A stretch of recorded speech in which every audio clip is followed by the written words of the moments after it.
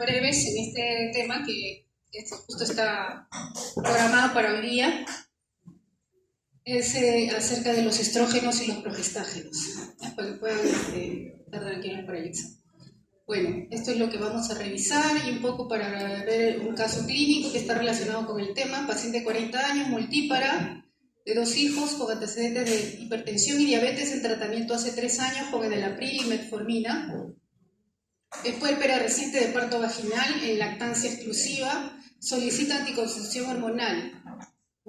No desea usar DIU por temor a la inserción. ¿Qué alternativas hormonales podría ofrecérsele a esta paciente? Es necesario analizar el caso, ver los antecedentes, eso es muy importante, y ver sobre todo esta parte, ¿no? Que es puérpera y está en lactancia. Entonces, para poder elegir la hormona específica para este paciente se tiene que tomar en cuenta esos datos. Más adelante ya me dirán cuál es la respuesta. Bueno, aquí esta es la biosíntesis del estrógeno y la progesterona, que ya seguramente ustedes lo conocen por fisiología. Solamente aquí recordar estas dos enzimas importantes. La aromatasa, que es la que transforma la testosterona en estradiol, y esta enzima, que es la 5-alfa reductasa, que transforma la testosterona y dihidrotestosterona. ¿Para qué me sirve saber estas dos enzimas? Porque estos son blancos terapéuticos para algunos fármacos que van a ser usados, por ejemplo, para tratar el cáncer de mama, cuando el cáncer de mama es un cáncer de células dependientes de estrógeno, damos inhibidores de aromatasa.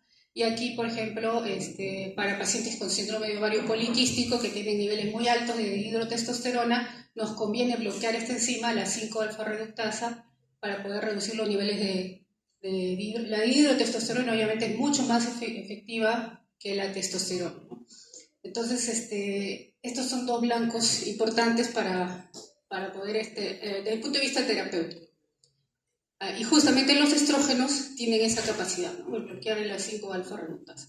Por eso es que los estrógenos son usados en el tratamiento de síndrome de ovario poliquístico.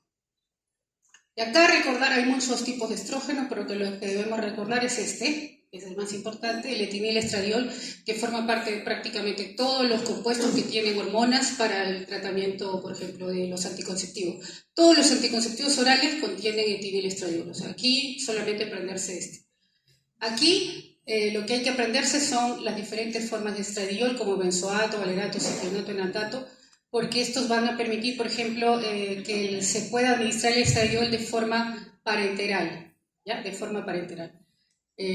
Por ejemplo, benzoato estradiol, valerato estradiol, y por ejemplo, esto forma parte de los anticonceptivos hormonales inyectables.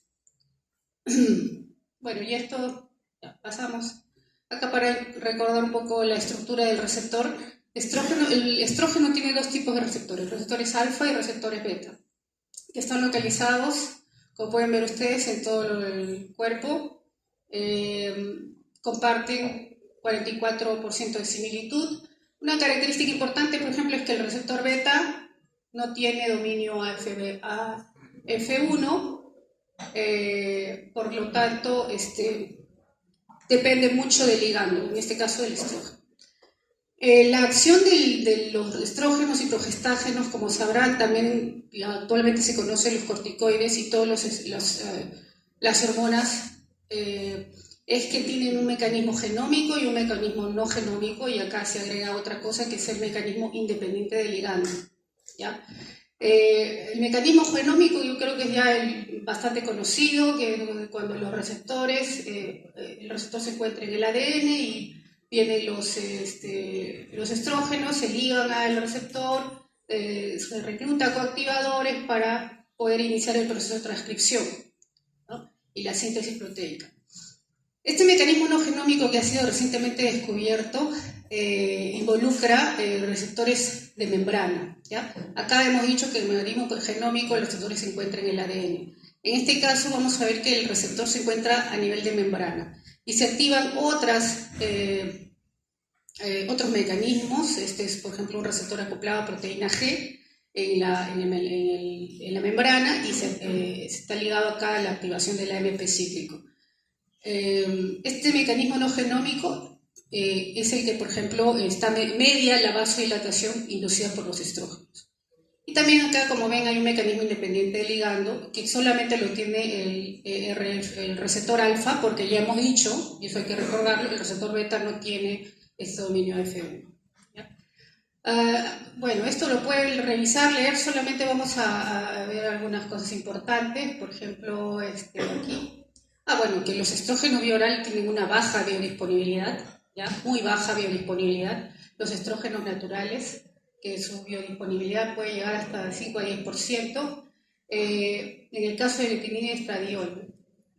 Ahora, respecto a la distribución, es importante saber que esta hormona, que es una globulina de unión a esteroides sexuales, es la que traslada los estrógenos en el plasma. Entonces, el efecto de los estrógenos va a depender mucho de los niveles de esta globulina, ¿ya? De esta globulina. Por ejemplo, acá vemos que los estrógenos aumentan la producción de las globulinas, por eso que en el síndrome de ovario poliquístico va a ser muy útil el tratamiento con estrógenos, ¿no? Acá la eliminación, como hemos dicho, tiene una biodisponibilidad muy baja justamente por el efecto de primer paso, que es muy significativo, donde participan hormonas de CYP, hormonas de glucuronidación también, y por lo tanto, si tiene un efecto de primer paso significativo, eso quiere decir que depende mucho de la actividad enzimática hepática, y por lo tanto la interacción metabólica va a ser muy importante. Interacción, por ejemplo, inductores enzimáticos como rifampicina, barbitúricos, antiepilépticos, pueden provocar, por su efecto de inducción enzimática, pueden provocar reducción inducción del metabolismo y por lo tanto reducción del efecto. Inclusive, como ven acá, los antiepilépticos pueden tener hasta 4 semanas por retiro ese efecto inductor, ¿no? Y por lo tanto la interacción. Entonces, lo que vamos a ver, por ejemplo, mujeres que están, por ejemplo, en terapia de tuberculosis, ¿ya? La terapia de tuberculosis incluye rifampicina, y que por ahí a alguien se le ocurre darle anticonceptivos orales, el resultado de esa interacción es que va a haber falla en el efecto anticonceptivo, ¿ya? Falla en el efecto anticonceptivo por el efecto inductor enzimático. Lo mismo va a pasar con los antiepilépticos, la fenitoína, por ejemplo, que es la que tiene efecto inductor. De los que tienen capacidad inductora enzimático de los antiepilépticos está la fenitoína y la carbamazepina y el fenobarbital también. Importante también que hay interacciones, y esto hay que saber, porque muchas veces las mujeres usan hormonas anticonceptivos y de pronto falla el anticonceptivo, ¿no? Y se preguntan, no, ¿por qué? ¿Cuál es la causa? Y muchas veces la causa es algo que de repente no hemos tomado en cuenta como médicos o como, ginecos, etcétera, ¿no? Que son los que van a prescribir esto. Es, por ejemplo, el papel que cumplen las enzimas bacterianas en el intestino, porque el estrógeno se va a liberar a través de la bilis, se excreta a través de la bilis, y las bacterias intestinales van a provocar van a transformar el estrógeno en forma de glucurónido, que viene del producto del metabolismo, a estrógeno activo, y esto va a reabsorberse. Entonces esto lo llamamos nosotros recirculación enterohepática, que muchos fármacos sufren este proceso de recirculación enterohepática. Y por lo tanto, si nosotros damos antibióticos a esta mujer, por ejemplo, que está tomando anticonceptivos, vamos a alterar este ciclo de recirculación y por lo tanto podemos provocar una disminución del efecto. Entonces, mujeres que están tomando antibióticos y están usando hormonas, podría haber ahí una falla terapéutica, ¿no? Bueno, ahí esto ya lo hemos visto, bueno, eso es los antibióticos que tienen ese rol. Acá, por ejemplo, lo que les decía, mujeres que toman terapia anticonvulsivante, miren, va a reducir el efecto de los anticonceptivos, ¿no? Por el efecto inductor enzimática. Y no solamente pasa con los anticonceptivos hormonales, también pasa con, por ejemplo, este es un último estudio de este año, 2024, donde vemos que también las concentraciones de este fármaco, que es medroxiprogesterona, acetato de medroxiprogesterona de depósito, que es un inyectable trimestral que dura 3 meses, también va a tener reducción en las concentraciones plasmáticas y por lo tanto va a reducir la eficacia, lo dice acá el estudio que están viendo, ¿no? Entonces, realmente las mujeres que toman anticonvulsivantes no pueden tomar terapia hormonal con fines anticonceptivos porque la tasa de falla es muy alta. Ojo, solamente con los antiepilépticos de primera generación y segunda. Los de tercera generación no tienen ese efecto. Estamos hablando de la motrigina, gabapentina. Estos fármacos no van a tener interacción con las hormonas, pero sí los antiepilépticos de primera generación y segunda. Acá para que vean los progestágenos, en el caso de los progestágenos sí tenemos un montón, y la mayoría, bueno, sí vamos a ver, acá por ejemplo hay que aprenderse a la norestisterona, al gestodeno, isogestrel, al acetato de noretisterona, acá por ejemplo este es muy importante, el acetato de ciproterona, el acetato de medroxiprogesterona, que es uno de los gestágenos más utilizados, acetato de medroxiprogesterona, y la drospirenona, que viene a ser un último progestágeno de última generación que bueno, tiene varias ventajas respecto a los anteriores. Acá nosotros podríamos decir que acá hay 3 generaciones. La característica común que tienen todos estos progestágenos es que son derivados de la testosterona. Y aquí uno pensaría, el de tercera generación es mejor que el de segunda. Y vamos a ver que eso no es así. Los de tercera generación tienen muchos efectos colaterales, incluso mayores que los de segunda generación. Por ejemplo, acá el de segunda generación, que es el más usado y el que, digamos, tiene menos efecto, por ejemplo, a nivel de trombosis, que es una de las preocupaciones que nos dan los anticonceptivos, es, por ejemplo, el levonorgestrel, ¿no? Es digamos, el que menos efecto trombótico tiene. Esto es la acción de los progestágenos, para que vean, en el caso de los progestágenos, digamos, son más nobles porque pueden ser usados en múltiples vías. Inclusive se puede usar por vía intravaginal, por vía intrauterina, los progestágenos, vía intrauterina, vía oral, etc. Hay más opciones. Bueno, vamos a ver aquí. Esto para recordar un poco las hormonas del ciclo menstrual, y vemos aquí el rol que cumplen los estrógenos y progestágenos, ¿no? Vamos a ver esta parte que nos importa mucho, que es el endometrio, ¿no? Una de las cosas que ocurren cuando una mujer usa progestágenos a largo plazo, o sea, de uso prolongado, por ejemplo, los progestágenos que se inyectan y que su efecto dura 3 meses, una de las características es que cuando la mujer sigue usándolo, ya no tiene menstruación, ¿no? Ya no hay menstruaciones. A diferencia, por ejemplo, de las que toman vía oral, tienen menstruaciones regulares, más bien regulan las menstruaciones, ¿no? Todos los meses van a tener sus menstruaciones regulares. Pero en el caso de los progestágenos de depósito, no hay menstruaciones. ¿Y esto a qué se debe? Esto, lo que estamos viendo acá. En el endometrio, el estrógeno cumple un rol proliferativo, mientras que el progestágeno limita este efecto, ¿no? Entonces, cuando le damos a una mujer, por ejemplo, anticonceptivos que contienen ambos, estrógenos o progestágenos, vamos a provocar esos dos efectos, ¿no? O sea, vamos a acercarnos a lo fisiológico. El estrógeno que está tomando va a hacer que crezca el endometrio y el progestágeno lo limita.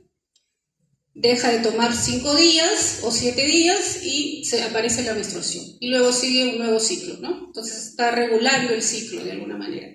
Pero cuando una mujer toma solo anticonceptivos de progestágenos, como les comentaba, los progestágenos de depósito, lo que va a ocurrir es que se va a predominar este efecto de la limitación del efecto proliferativo y el endometrio entra en atrofia. O sea, con el uso consecutivo el endometrio se atrofia, se queda plano. Y si es que se queda plano no va a haber menstruación. En los primeros meses o de repente en el primer año lo que podría haber es spotting. El spotting son manchados de color chocolate o achocolatado, pero luego ya el endometrio entra en atrofia. Y eso es muy importante explicarle a la paciente porque ellos se asustan y dicen, no tengo menstruación, tienen algunas creencias, ¿no? Entonces eso es importante decirle. Acá importante, miren, los estrógenos inhiben la FSH y la prolactina. Este es para ver un poco el mecanismo de acción que tienen los anticonceptivos, ¿no? ¿Cómo es que los anticonceptivos hormonales, por ejemplo los que tienen estrógeno, progestágeno, tienen ese efecto anticonceptivos? Lo hacen por su mecanismo anovulatorio principalmente. ¿Qué significa esto? Ya ustedes saben que cuando los niveles de estrógenos y progestágenos están elevados se activa el feedback negativo, ¿no? El feedback negativo va a bloquear la FSH, la hormona folículo estimulante, que es justamente la hormona que va a estimular el crecimiento folicular, y también se inactiva a la hormona luteinizante, que es la hormona que va a provocar el lanzamiento del óvulo ya maduro. Entonces, cuando damos a una paciente estrógeno y progestágeno, logramos ese doble efecto, ¿no? Por un lado, bloqueamos a la folícula estimulante y por otro, bloqueamos a la ovulación, por el bloqueo de la luteinizante.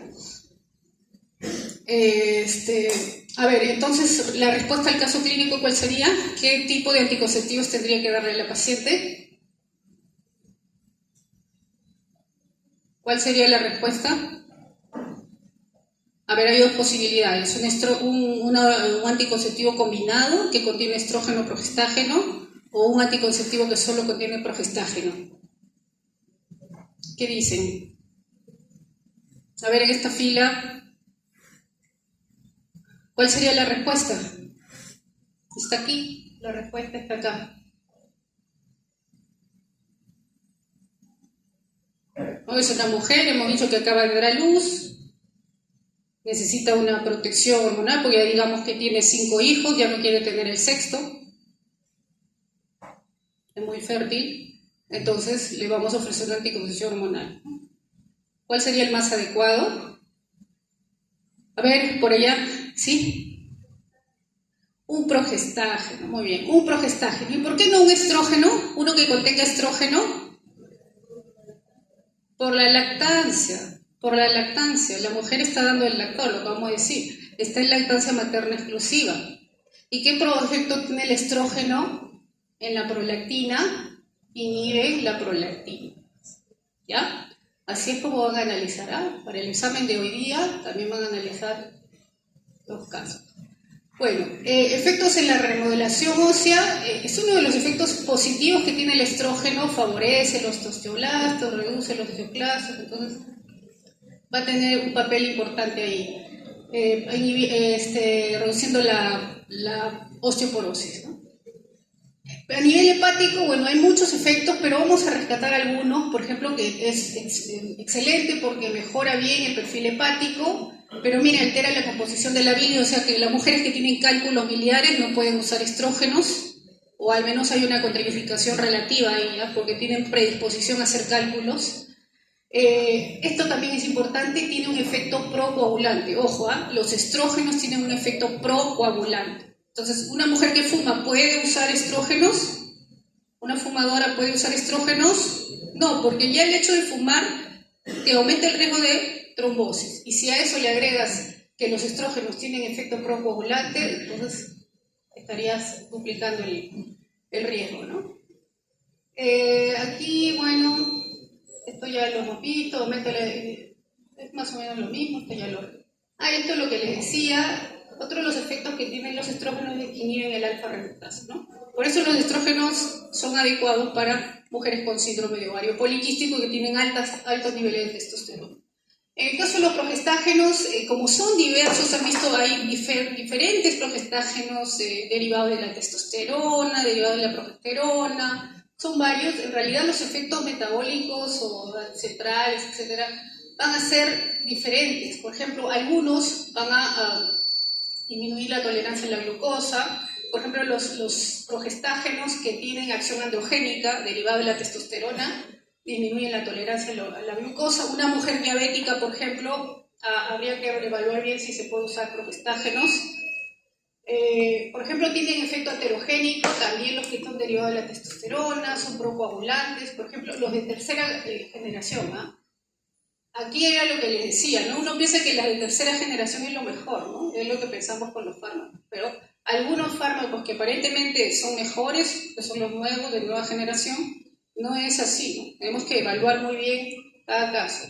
Y aquí, por ejemplo, los de tercera generación han demostrado que tienen efecto procoagulante más que los de segunda generación. A nivel central, miren, tienen efecto depresor, sueño. Hay muchas mujeres que cuando toman hormonas de progestágeno duermen mucho, tienen mucho sueño. estimula la liberación de dopamina, se ponen un poco irritables por el efecto de las hormonas, sí pasa, ya no hay que pensar que no, está loca, ¿no? No, en realidad son efectos de las hormonas, ¿no? Eso es real. A nivel genitourinario altera la susceptibilidad de las células del cuello uterino a una infección persistente por PBH, ¿no? En otros países lo que hacen es, antes de dar hormonas, se hace un barrido a la mujer para descartar varias cosas, entre ellos, por ejemplo, PBH, porque si tiene PBH, que es virus de papiloma, ¿no? Virus de papiloma humano, y le das progestágenos, aumentas el riesgo de cáncer de cervix. Eso ya está probado también. Bueno, aquí para que ustedes puedan ver el efecto de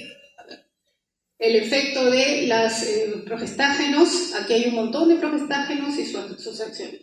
Aquí el que nos importa son aquellos que tienen acción antiandrogénica, porque si tiene acción antiandrogénica, por ejemplo, lo puedo usar para tratar, por ejemplo, el acetato de ciproterona es el que tiene mayor acción antiandrogénica. Entonces, por ejemplo, se usa mucho para tratar el síndrome de ovario poliquístico, ¿ya? La drospirenona tiene efecto antiandrogénico, es positivo para los pacientes que usan anticonceptivos, y así.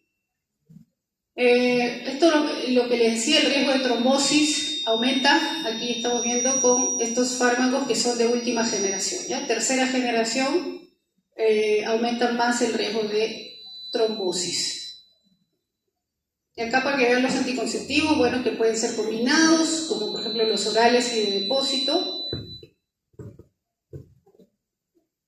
Y los mecanismos de acción. Acá el mecanismo más importante es este, inhibe la liberación de FSH. Si no hay FSH, no hay crecimiento folicular. Si no hay crecimiento folicular, no hay ovulación, no hay embarazo, ¿no? Y este es el mecanismo más importante.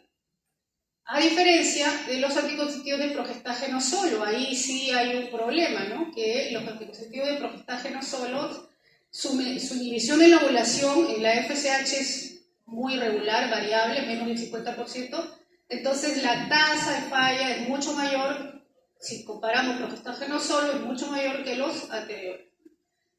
Sí están indicados anticoncepción postparto, como lo decíamos, o cuando se contraindiquen los estrógenos.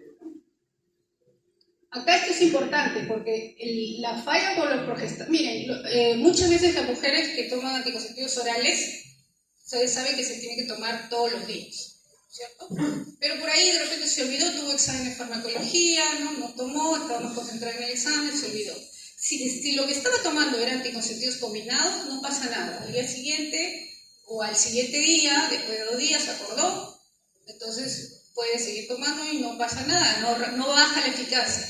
Pero si esta chica estaba tomando anticonceptivos de progestágeno solos y se olvidó al menos 3 horas, o sea, aquí sí hay que ser estricto con el horario, a la misma hora todos los días, la tasa de eficacia sí se reduce, ¿no? Aquí sí se reduce. Entonces, la tasa de falla de progestágenos solos es mucho mayor. Y eso es justamente por el mecanismo que tiene, ¿no? Que la inhibición de la ovulación, que es el mecanismo más importante para anticonceptivo, pues es variable. Respecto a los anticonceptivos de emergencia, acá solamente hay 2 anticonceptivos de emergencia, lo tenemos en nuestro país también, es el levonorgestrel y el acetato de oligcristal. Este de acá se puede usar hasta 72 horas post-coito y ahí puedes seguir usándolo, pero obviamente que vas a fallar, ¿no? Y este es el acetato de oligcristal que puede tener una acción inclusive hasta 5 días post-coito. Es mucho más potente que el levonorgestrel. El mecanismo es diferente, porque el levonorgestrel es un progestágeno, mientras que el acetato de oligcristal es un modulador de los receptores de progesterona, ¿ah? Es diferente, ¿ah? Modulador de receptores de progesterona, en cambio el levonorgestrel es un progestágeno. Por eso este acetato de oligcristal no lo mencionamos en el grupo de los progestágenos, porque no es un progestágeno, es un modulador selectivo de los receptores de progesterona. Bueno, y como ven ahí, es muy efectivo, retrasa la ovulación, como dice ahí. La diferencia con el levonorgestrel es que para que funcione el levonorgestrel tiene que no haber ocurrido el pico de LH, ¿ya? Porque si ya ocurrió el pico de LH, ya el levonorgestrel no es efectivo. porque ya salió el óvulo. Si ya salió el óvulo, ya no hay mucho que hacer. Lo que hace es inhibir el pico del LH, ¿no? Si es que lo das antes. En el caso, en cambio, del acetato de ulipristal, como ven ahí, retrasa la ovulación tanto en el periodo preovulatorio como después, que ha comenzado el pico del LH. Bueno, ¿qué más? Esto es muy importante porque en España, por ejemplo, hubieron muchos casos de mujeres que hicieron insuficiencia hepática aguda por el uso de acetato de ulipristal. Por eso es que hubo ahí una recomendación, ¿no?, de revocar la autorización. Pero estos casos se vieron sobre todo en mujeres que hacían uso de acetato ulipristal muy seguido.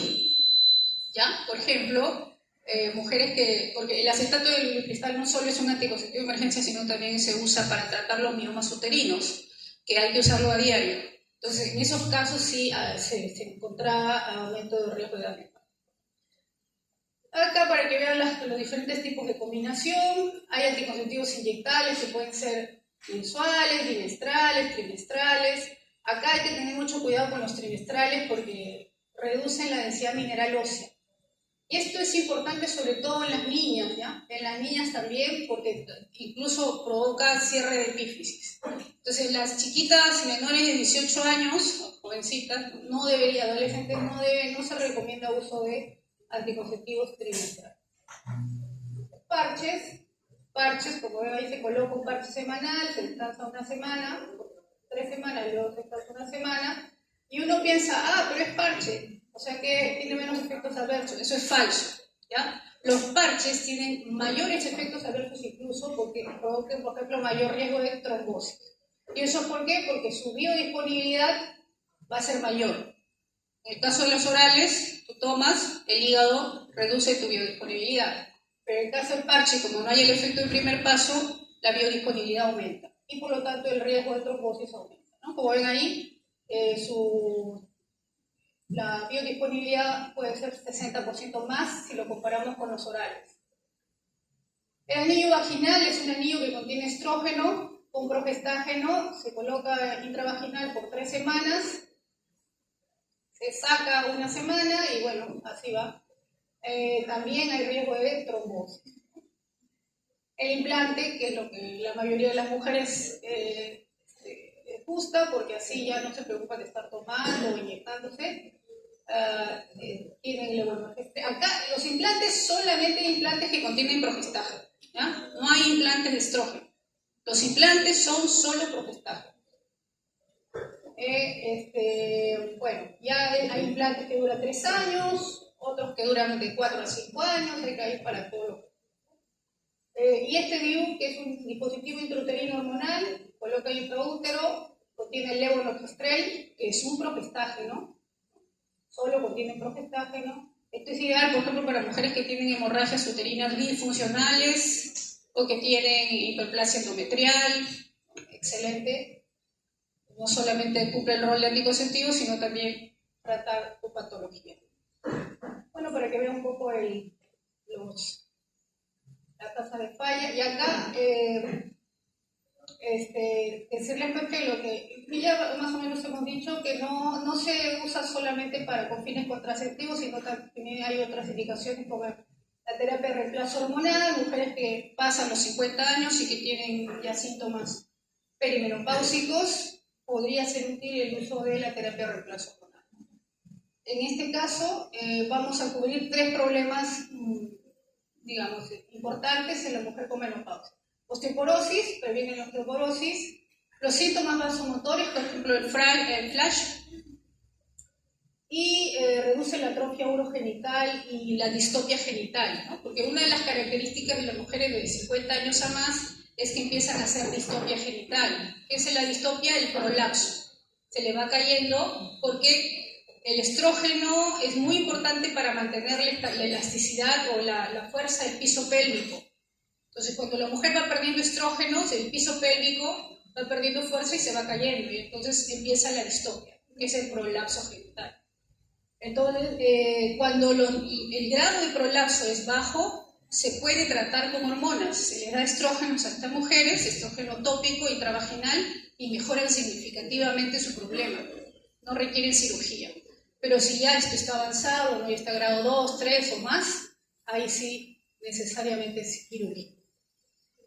Y acá hay, bueno, diferentes métodos. Por ejemplo, todo depende si la mujer tiene útero. Si tiene útero, lo ideal es o combinado o progestaje. Pero si está histerectomizada, lo mejor es estrógeno. Acá hay otras indicaciones de las hormonas, hipogonadismo primario, por ejemplo, en el síndrome de Turner. Muy bien. Dismenorrea, menorragia, el síndrome premenstrual, en la endometriosis. En la endometriosis el progestágeno es muy útil porque la endometriosis, la gravedad del problema en la endometriosis y los síntomas se debe al efecto del estrógeno.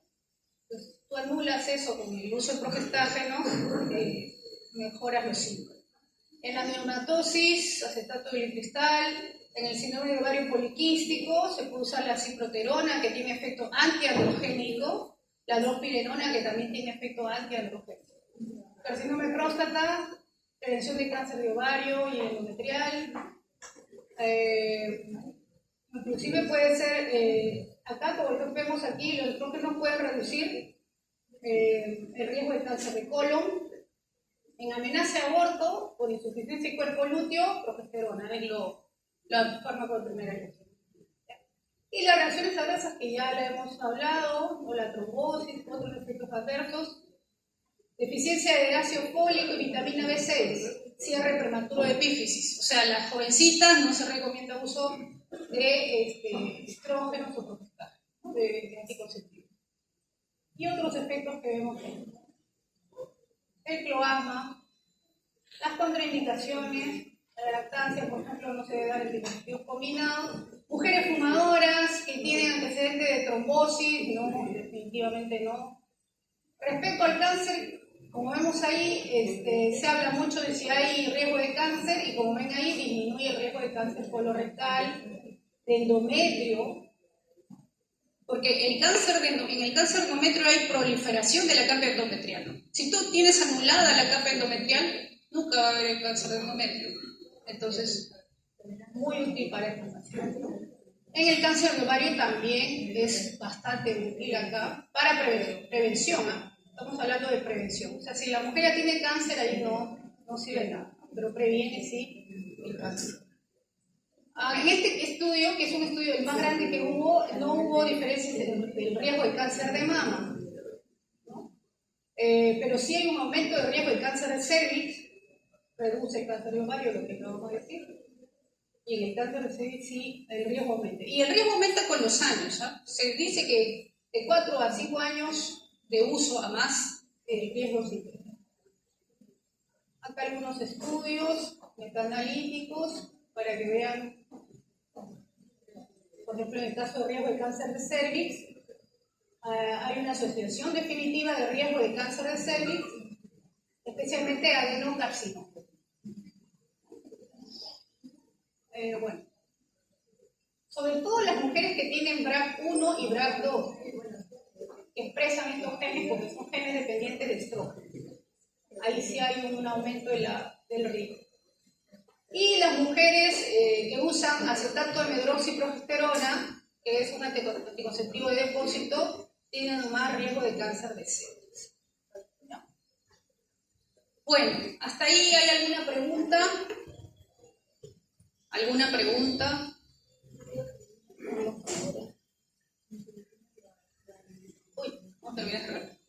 ¿Alguna pregunta? Bueno, entonces, ya saben la distribución del examen, ¿no? Los que tienen allá se pueden ir avanzando. Por favor, recomendación es que saben ya dejar sus cosas adelante antes de ingresar antes de ir a sus